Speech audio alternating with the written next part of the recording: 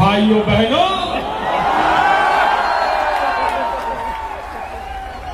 मेरे देश के युवा, भारत का भविष्य, मेरे भारत मां के लाल, इस प्रकार से जंतर मंतर पर प्रोटेस्ट करते देखता हूं तो मुझे पीड़ा होती है। भाइयों बहनों, जिस प्रकार से आप लोगों पर आंसू गैस का गोला छोड़ा गया, मुझे पूरा भरोसा है कि आंसू आपकी आंख से ही नहीं बल्कि आपकी वीडियो देख करके पूरे हिंदुस्तान की आंखों से आ रहे थे।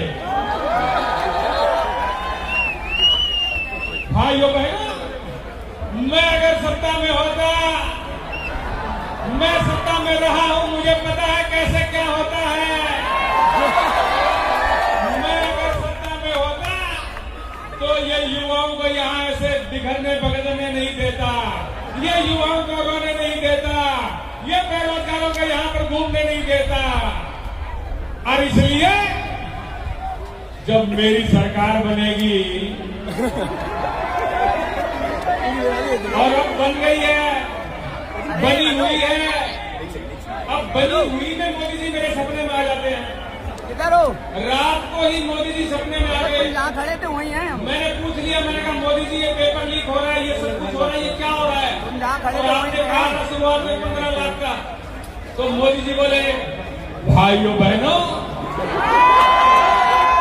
मैंने कहा था जब मैं पीएम बनूंगा तो सबके खाते में 15-15 लाख रुपए आएंगे।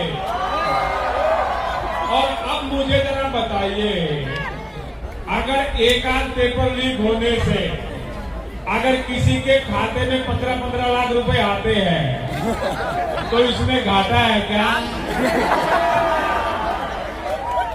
एक आध का तो फायदा है लेकिन घाटा हमारा सबका है।